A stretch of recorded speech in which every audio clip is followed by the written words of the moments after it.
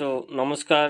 আজকের যে ভিডিওটি হচ্ছে যেসব আধার হোল্ডারের আধার কার্ড বন্ধের চিঠি হয়ে এসেছে বা বন্ধ হয়ে গেছে তাদের জন্য আজকের ভিডিওটি খুবই গুরুত্বপূর্ণ ভিডিও। তো ভিডিওটি যদি ভালো লাগে স্বপন টেক গুরু ইউটিউব চ্যানেলকে লাইক, শেয়ার, কমেন্ট এবং সাবস্ক্রাইব করতে ভুলবেন না। আর বন্ধুদের মাঝে শেয়ার করবেন এবং সবার প্রথমে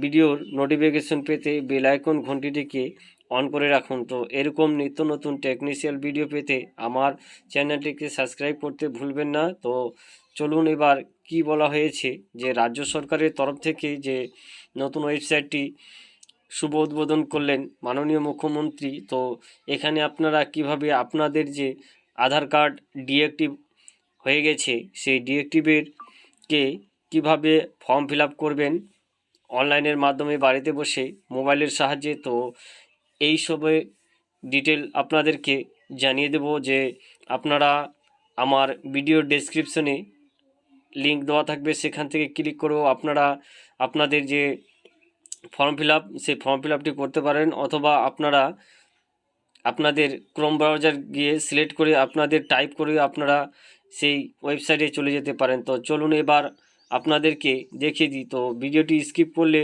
আপনারা বুঝতে পারবেন না, তো ভিডিওটি সম্পূর্ণরূপে দেখুন। তো চলুন এবার আপনাদেরকে কম্পিউটার স্ক্রিনে দেখিয়ে দিই যে কিভাবে আপনারা এই ফর্ম ফিল আপটি করবেন। এর জন্য আপনাদের মোবাইল থেকে আপনাদের ক্রোম ব্রাউজার বা ডেস্কটপে হলে ডেস্কটপে আপনাদের ক্রোম ব্রাউজারে চলে যাবেন। সেই ক্রোম ব্রাউজারে যাওয়ার ফলে সেখানে আপনারা টাইপ করে দিবেন রাজ্যের আধার সমস্যা .com।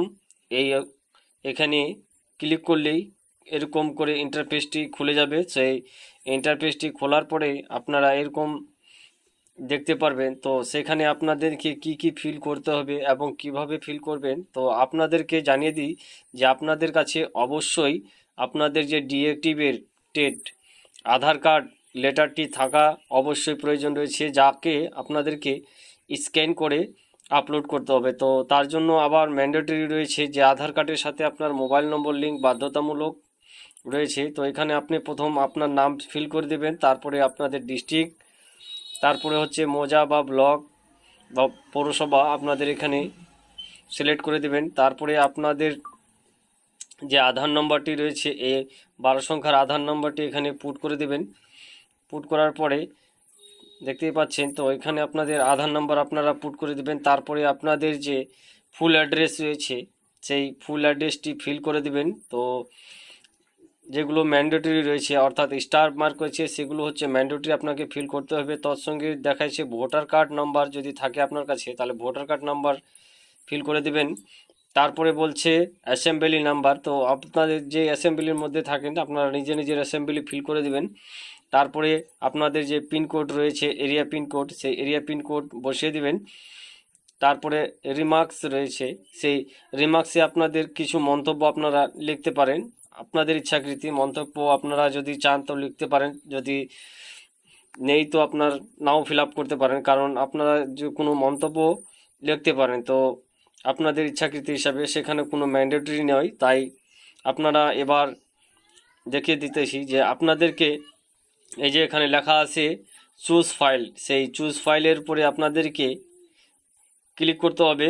সেই ক্লিক করার পরে আপনারা যে পিডিএফটি রয়েছে সেই পিডিএফটি আপনাদের ফিল করে দিতে হবে এখানে। তারপরে আপনাদের মোবাইল নম্বরটি বসিয়ে দেবেন, বসিয়ে দেওয়ার পরে ওটিপি দিয়ে সাবমিট করে দেবেন।